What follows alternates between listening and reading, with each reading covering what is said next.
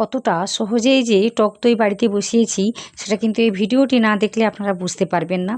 একবার যদি এই ভিডিওটি দেখেন না, আপনি যতবারই দই বসাতে যাবেন ততবার কিন্তু পারফেক্টভাবে বসাতে পারবেন, এতটা গাঢ়ভাবে বসাতেই পারবেন কোনো রকম ঝামেলা ছাড়াই। তো ভিডিওটি প্রথম থেকে শেষ পর্যন্ত দেখুন, আশা করি আপনাদের ভালো লাগবে। যদি ভালো লাগে ভিডিওতে লাইক দিতে ভুলবেন না।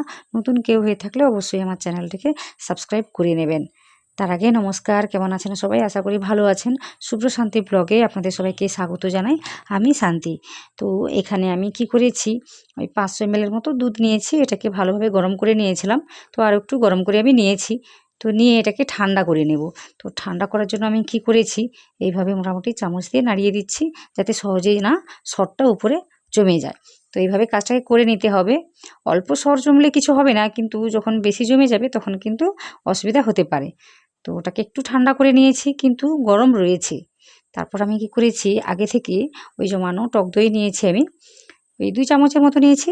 নিয়ে ওটাকে জলটাকে ভালোভাবে ঝরিয়ে নিয়েছি। নেওয়ার পর এভাবে একটা পাত্রের মধ্যে লাগিয়ে দিচ্ছি। তো এই পাত্রের মধ্যে আজকে আমি জমাবো, সে কারণে এইভাবে লাগিয়ে দিচ্ছি। তো এইভাবে কিন্তু গাঢ় করে লাগিয়ে দিতে হবে পাত্রের চারি সাইডে। তারপর এখানে দেখুন দুধটাকে নিয়েছি, অনেকটাই গরম রয়েছে কিন্তু হাত দেওয়া যাচ্ছে। তো ওইভাবে গরমটাকে নিতে হবে। নেওয়ার পর দুধটাকে দিয়েছি, দিয়ে আলতো হাতে মিশিয়ে দিচ্ছি। তো এইভাবে কিন্তু মিশিয়ে নিতে হবে একটু সময় নিয়ে। তো দেখতেই পাচ্ছেন কিভাবে আমি মিশিয়ে নিচ্ছি।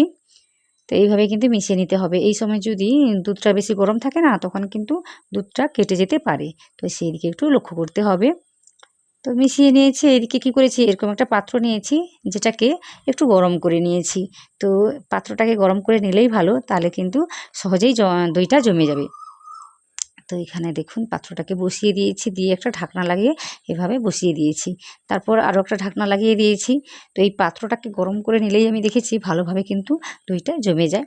তো এটা আপনাদের দেখাচ্ছি ওই 8 থেকে 9 ঘন্টা পরে। তো আমি সন্ধে কি বলবো 6টার সময় জমিয়েছিলাম, বসিয়েছিলাম। তারপর কিন্তু আপনাদের দেখাচ্ছি ওই ভোর 5টার সময়। তো হিসাব করে বলুন ক ঘন্টা হলো। দেখে বলুন কতটা গাঢ় হয়ে জমাট বেঁধেছে বা জমেছে দইটা, আর দেখতে দারুণ হয়েছে। তো আমি যেভাবে বলেছি ওইভাবে যদি আপনারাও বসান না, দেখবেন সহজেই কিন্তু জমে যায়। আমি নানা রকমভাবে দই জমিয়েছি, কিন্তু এত গাঢ়ভাবে কোনোদিনই বসাতে পারিনি। এত সহজভাবে যে জমানো যায় দইটা আমি কিন্তু আগে জানতাম না। তো আজকে নয়, এর আগে একবার জমিয়েছিলাম। সেই দইটা এখনও আমার রয়েছে, ওটা আপনাদের দেখিয়ে দেব। তো সেখান থেকেই আমি সাহসটা পেয়েছি আপনাদের সাথে শেয়ার করার জন্য। তো এটা একটু ভালো লাইটের মধ্যে গিয়ে দেখিয়ে দিচ্ছি কতটা সুন্দরভাবে জমিয়েছে। এখন কিন্তু অনেকটাই অন্ধকার রয়েছে। তো এখানে দেখুন বাইরে এসে দেখিয়ে দিচ্ছি কতটা সুন্দরভাবে জমাট বেঁধেছে, দেখুন একদম গাঢ় হয়ে। তো এতটাই সুন্দরভাবে কিন্তু আপনাদের দইও বসে যাবে যদি এইভাবে বসান। কোনো রকম ঝামেলা এক্সট্রা কিছুই লাগবে না। দেখুন শুধু দুধটাকে গরম করবেন, হালকা ঠান্ডা করবেন, তারপর একটা গরম পাত্র নেবেন। এইটুকু শুধু কাজ করলেই হবে। আর একটু জমানো দই নিতে হবে, ওটা তো নিতেই হবে, না নিলে কিন্তু দইটা ভালোভাবে জমে না।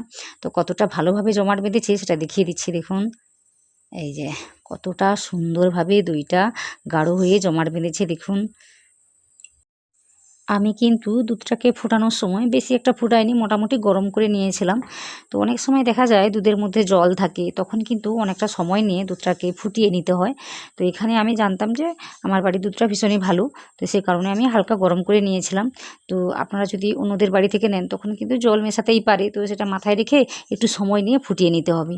দুধটাকে একটু ঘন করে নিতে হবে, তখন দেখবেন যে ভালোভাবে কিন্তু দইটা বসে যায়। তো এখানে আমি জানতাম যে আমি যাদের বাড়িতে দুধটা নিই তারা কিন্তু জল দেয় না, সে কারণে কিন্তু এত সুন্দরভাবে জমাট বেঁধেছে। দই কিন্তু গরমে ভালোভাবে জমাট বাঁধে বা গাঢ় হয়ে জমে।